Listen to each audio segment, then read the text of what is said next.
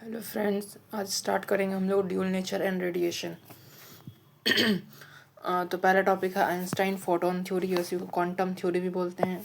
ठीक है, तो पहले देखते हैं कि फोटोन क्या होता है। उसी डेफिनेशन लिखा हुआ है कि light propagates in the form of packet of energy called photon. जो लाइट जो ट्रैवल करता है ना, तो एक पैकेट ऑफ एनर्जी, तो उसको बोलते हैं फोटोन। ठीक है, इसका प्रॉपर्टीज़ क्या होता है। तो पहला है एनर्जी ऑफ फोटोन। फोटोन का एनर्जी क्या होता है, तो E is equal to H mu या फिर E is equal to H C by lambda. ठीक है, दूसरा प्रॉपर्टी है इसका, photon travels in medium with speed of light. जब फोटोन जो मीडियम में जब ट्रैवल करेगा तो फिर स्पीड ऑफ लाइट से ट्रैवल करता है।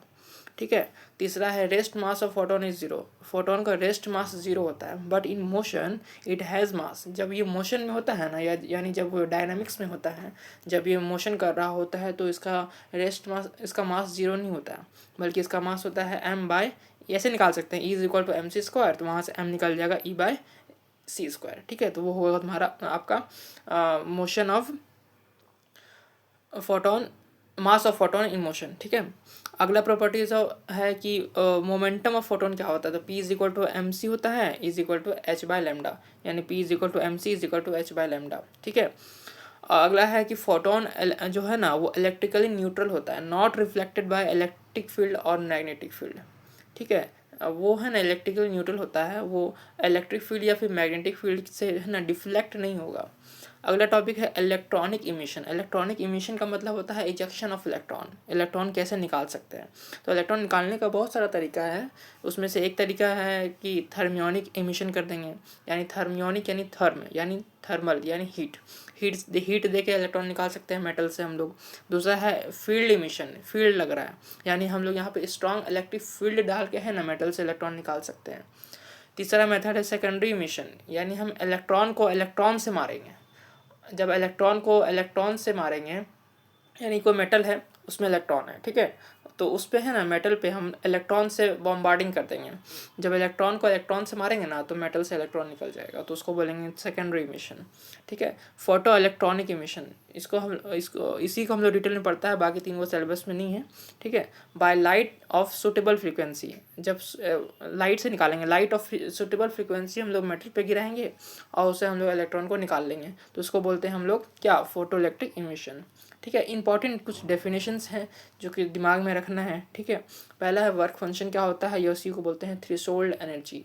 तो minimum energy to eject electron, electron को इजेक्ट करने में कितना मिनिमम एनर्जी लगेगा, उसको हम लोग बोलते हैं वर्क फंक्शन या फिर थ्रेशोल्ड एनर्जी। ठीक है, ई टी एच इसको डिनोट करते हैं ई टी एच से, यानी ई थ्रेशोल्ड इज इक्वल टू 5 भी बोलते हैं इसको और डब्ल्यू भी बोलते हैं। ठीक है, ये किस पे डिपेंड करेगा, purity and the nature of metal, दो चीज़ पे डिपेंड करता है, मेटल का प्योरिटी पे या फिर मेटल का नेचर पे। ठीक है, दूसरा है थ्रेशोल्ड फ्रीक्वेंसी क्या होता है, minimum frequency to eject electron. Frequency का इलेक्ट्रॉन को निकालने में कितना मिनिमम फ्रीक्वेंसी लगेगा, उसको बोलते हैं थ्रेशोल्ड फ्रीक्वेंसी। तो इसको बोलते हैं हम लोग E is equal to H mu होता है ना, तो यही होगा E threshold is equal to H mu threshold. ठीक है, तो यहाँ पे म्यू थ्रेशोल्ड क्या है, threshold frequency is equal to H mu nought भी बोल सकते हैं, सब समझ रहे हैं ना। तो ई म्यू टी एच को हम लोग म्यू नॉट भी बोल सकते हैं। सी है threshold wavelength, maximum wavelength to eject electron, minimum नहीं, maximum wavelength to eject electron. Maximum इसलिए हुआ क्योंकि ई है ना और lambda, E is equal to H C by lambda होता है, तो ई और लैम्डा में इन्वर्स रिलेशन है, यानी जब एनर्जी मैक्सिमम होगा तो लैम्डा क्या होगा, मिनिमम। तो E T H is equal to H C by lambda T H is equal to H C by lambda naught. सब इजी कैलकुलेशन याद रखना है। अगर एनर्जी निकालने बोले जूल में, तो एच सी बाय लेमडा होता है। ठीक है, E is equal to H C by lambda होता है ना। अगर एनर्जी जूल में निकालने बोले तो एच सी का वैल्यू हम लोग पुट कर सकते हैं 20 इंटू 10⁻⁻26। ठीक है, अगर हमको एनर्जी निकालने बोले इलेक्ट्रॉन वोल्ट में, तो 12,400 बाय लेमडा कर सकते हैं, और लेमडा हमेशा एंगस्ट्रॉम में होना चाहिए। अगर लेमडा एंगस्ट्रॉम में दिया हुआ है, अगर लेमडा एंगस्ट्रॉम में दिया हुआ है, तो एनर्जी का वैल्यू ई क्या ले सकते हैं हम लोग, 12,400 बाय लेमडा। ठीक है, अगर लेमडा है ना, एनर्जी इलेक्ट्रॉन वोल्ट में ही निकालना है, और अगर हमको लेमडा अगर नैनोमीटर में दिया हुआ है, तो 1240 पे लेमडा करते हैं। ठीक है, और एक रिलेशन होता है 1 electron volt is equal to 1.6 into 10⁻⁻90 joule, दिमाग में रखना है, यूनिट कन्वर्जन में काम आता है। इंटेंसिटी ऑफ लाइट क्या होता है, I is equal to energy upon area into time. ठीक है, I is equal to energy upon area into time. तो ई इसको ऐसे भी लिख सकते हैं, E is equal to number of photon N H mu by 80, N H mu by 80। तो ई क्या है, directly proportional to N by T है। एन बाई टी को ही हम लोग है ना फोटोन फ्लक्स भी बोलते हैं इसको। इंटेंसिटी दो तरीके से बढ़ा सकते हैं, आप फॉर्मूला से देख रहे होंगे, या हम लोग एन बाई टी को बढ़ा दें, एन बाई 80 को बढ़ा दें, या फिर फ्रिक्वेंसी को बढ़ा दें, दो तरीके से। अगला टॉपिक है हॉलमार्क एंड लिनार्ड ऑब्जर्वेशन। ये कुछ ऑब्जर्वेशन किया था, दो प्लेट लगा हुआ है, एक नेगेटिव प्लेट एक पॉजिटिव प्लेट। नेगेटिव प्लेट को बोलते हैं इमीटर प्लेट और पॉजिटिव को हम लोग बोलते हैं कलेक्टर प्लेट। जब लाइट गिरता है ना इमीटर प्लेट पे तो वहाँ से इलेक्ट्रॉन निकल जाता है और पॉजिटिव प्लेट की तरफ अट्रैक्ट हो जाता है, तो उधर मूव करेगा। ठीक है, यही था इसका ऑब्जर्वेशन। अगर इसमें कुछ पॉइंट्स हैं जो याद रखना है। पहला है कि स्टॉपिंग पोटेंशियल क्या होता है। Negative value of collector plate, collector plate को इतना नेगेटिव कर देंगे कि जब इलेक्ट्रॉन जब वहाँ से निकलेगा ना तो वहाँ से अट्रैक्ट नहीं बल्कि रिपेल होगा, और रिपेल होगा तो इवन क्या बोलते हैं वहाँ पे इलेक्ट्रॉन आ ही कलेक्टर प्लेट के पास आ ही नहीं पाएगा, तो उसको हम लोग बोलेंगे स्टॉपिंग पोटेंशियल। वही लिखा हुआ है, the negative value of collector plate at which photo electron becomes zero. यानी जब इतना नेगेटिव कर दे कलेक्टर प्लेट को, इसकी वजह से क्या होगा, फोटो करंट क्या होगा, जीरो होगा। इलेक्ट्रॉन ही वहाँ पे नहीं आएगा तो फोटो करंट भी जीरो हो जाएगा। सो दैट यहाँ लिखा हुआ, so that electron with maximum kinetic energy, even with maximum kinetic energy can not reach the collector plate. अगर जिसका काइनेटिक एनर्जी मैक्सिमम भी है ना तो वो भी वहाँ पे नहीं आ पाएगा, यानी जिसका स्पीड मैक्सिमम भी है ना वो भी वहाँ पे नहीं आ पाएगा। पहला है effect of intensity of photo current. अगर हम लोग इंटेंसिटी और फोटो करंट में क्या रिलेशन होगा, तो फोटो करंट और इंटेंसिटी में डायरेक्टली प्रोपोर्शनल होता है। अगर नंबर ऑफ फोटोन बढ़ाएंगे तो फिर है ना नंबर ऑफ फोटोन या फिर इंटेंसिटी बढ़ाएंगे तो फोटो करंट बढ़ जाता है, तो डायरेक्टली प्रोपोर्शनल होगा। ठीक है, effect of voltage on photo current, voltage का क्या इफेक्ट होगा। ठीक है, तो जब इंटेंसिटी बढ़ता है ना, तो जब करंट बढ़ता है तो इंटेंसिटी भी बढ़ता है। तो I3 यहाँ सबसे बड़ा होगा क्योंकि करंट उसका सबसे ज़्यादा बड़ा है, तो I3 I2 फिर I1 होगा। ठीक है, यहाँ पे सबका है ना म्यू सेम है। अगला है वही लिखा हुआ है कि क्या बोलते हैं, सैचुरेशन करंट बढ़ेगा तो फिर इंटेंसिटी भी बढ़ता है। ठीक है, सैचुरेशन करंट बढ़ा इसलिए इंटेंसिटी भी बढ़ा, इसलिए I3 I2 I1 सबसे बड़ा हुआ I3। SP इज इंडिपेंडेंट, यानी stopping potential is independent of intensity of electron. जो V0 है ना, V0 वो इंटेंसिटी ऑफ इलेक्ट्रॉन पे डिपेंड नहीं करता है। ठीक है, effect of voltage on photo current at different frequencies. तो effect of voltage on current at different frequencies, जब स्टॉपिंग पोटेंशियल बढ़ाते हैं ना तो फ्रीक्वेंसी भी बढ़ता है, समझे। जब जिसका स्टॉपिंग पोटेंशियल सब ज़्यादा होगा उसका फ्रीक्वेंसी भी सब ज़्यादा होगा, तो μ3 μ2 फिर μ1 बड़ा होगा। सैचुरेशन करंट जो होता है ना, करंट जो होता है इंडिपेंडेंट होता है किसका, फ्रीक्वेंसी ऑफ लाइट का। ठीक है,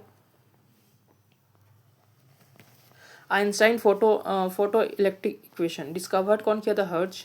एक्सपेरिमेंटली इसको इन्वेस्टिगेट किया था hallmark and Lenard, and theoretically explain किया था इसको आइंस्टीन। ठीक है, इक्वेशन दिया था E is equal to 5 plus kinetic energy maximum, तो इसको ऐसे भी लिख सकते हैं H mu plus 5 plus electron volt. तो म्यू क्या बोलते हैं म्यू नॉट हो जाएगा H mu by E minus 5/E, या फिर उसको हम लोग बोल सकते हैं H mu nought is equal to H mu by E minus H mu nought by E. ठीक है, अगला है म्यू नॉट और स्टॉपिंग पोटेंशियल और है ना म्यू नॉट में क्या रिलेशन होगा, क्या ग्राफ होगा दोनों में। तो स्टॉपिंग पोटेंशियल दोनों में डायरेक्टली प्रोपोर्शनल होता है। ठीक है, और इसका जो स्लोप होता है ना H/E होता है, H/E होता है। फोटो इलेक्ट्रिक जो होता है ना इंस्टेंटेनियस प्रोसेस है, photo electric is a instantaneous process. वो ग्राफिक्स को बढ़िया से एक्सप्लेन कर देते हैं। V0 is equal to H mu by E minus H mu nought by E, ये इक्वेशन बना। ठीक है, तो बोला है V0 और एच म्यू में क्या रिलेशन होगा। ठीक है, तो अगर देखेंगे तो y is equal to M X plus C आएगा, लेकिन इसका नेगेटिव इंटरसेप्ट आएगा। ठीक है, तो नेगेटिव इंटरसेप्ट यानी ग्राफ थोड़ा सा नीचे जाएगा, तो स्ट्रेट लाइन होगा लेकिन विथ नेगेटिव इंटरसेप्ट। ठीक है, तो इसका स्लोप क्या होगा, एम का वैल्यू क्या आएगा, एम का वैल्यू आएगा H/E। ठीक है, स्लोप आएगा H/E, जो कि इंपॉर्टेंट याद रखना है। Photo electric effect is instantaneous process, तुरंत लाइट डालिए तुरंत इलेक्ट्रॉन निकलेगा, इंस्टेंटेनियस प्रोसेस है। इसमें टाइम कितना लगता है 10⁻⁹ और लेस, उससे भी कम सेकेंड लगता है। और one photon collides with one electron only, अगर इलेक्ट्रॉन को गिरा है ना, अगर कोई एक फोटोन है ना, एक ही इलेक्ट्रॉन से कोलाइड करेगा, ठीक है। In collision total energy and momentum conserve होता है, लेकिन नंबर ऑफ फोटोन मे और मे नॉट बी कंजर्व, ठीक है। डेमोस्ट्रेट पार्टिकल नेचर, फोटोइलेक्ट्रिक इसको डेमोस्ट्रेट करता है पार्टिकल नेचर को, नॉट वेव नेचर। इफ हाँ ये इंपॉर्टेंट है थोड़ा, इफ फ्रीक्वेंसी और energy of light intensity be double, अगर फ्रीक्वेंसी या फिर एनर्जी को डबल कर देंगे ना तो काइनेटिक एनर्जी कैसे चेंज होगा, तो kinetic energy more than double हो जाता है ठीक है। या फिर इसको ऐसे इक्वेशन से याद रख सकते हैं K2 = 2K1 + W। अगला है टॉपिक नंबर ऑफ फोटोन पर सेकंड क्या होता है, तो नंबर ऑफ फोटोन n/t होगा P/h/μ या फिर P/hc, P/h/μ या P/hc, P/h/μ P/hc। तो नंबर ऑफ फोटोन पर सेकंड जो n/t का वैल्यू है ना, हम लोग n/t = शॉर्ट ट्रिक से इसको सॉल्व करके ऐसे भी लगा सकते हैं 5 × 10⁻24 × P λ, ठीक है। यानी 1/hc का वैल्यू हम पुट कर दिए वहाँ पे। अब अगला है intensity from different types of source, तो एक पॉइंट सोर्स होता है, तो पॉइंट सोर्स की वजह से इंटेंसिटी होता है P/a या फिर P/4πr²। यहाँ I क्या होगा, इन्वर्स हो गया r² का। एक होता है लाइन सोर्स I = P/2πrl, यहाँ पे इंटेंसिटी इन्वर्सली प्रोपोर्शनल हुआ r का। Wave nature of matter, wave nature क्या होता है मैटर का, तो उसमें 2-3 फॉर्मूला याद रख लेना है। दो formula 2πr = n λ, r λ = h/mv या फिर h/p, बहुत इंपॉर्टेंट फॉर्मूला है ये, ठीक है। यहाँ पे लैम्डा इन्वर्स हुआ m का। इसको उसी का बहुत सारा वेरिएशंस है, ठीक है। तो लैम्डा h/p बोल सकते हैं, लैम्डा h/m भी बोल सकते हैं, lambda h/2m into kinetic energy बोल सकते हैं, लैम्डा h/2m भी बोल सकते हैं, ठीक है।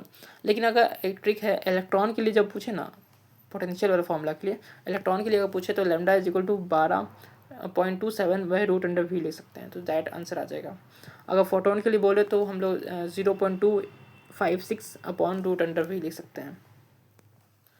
अगला कॉन्सेप्ट है व्हेन काइनेटिक एनर्जी, जब एक ट्रिक है, मतलब एक इजी कैलकुलेशन के लिए बता रहे हैं। जब काइनेटिक एनर्जी मान लीजिए 2 इलेक्ट्रॉन वोल्ट दिया हो, तो हम लोग उसको पोटेंशियल है 2 वोल्ट लिख सकते हैं, यानी इलेक्ट्रॉन को हटा सकते हैं बस, ठीक है।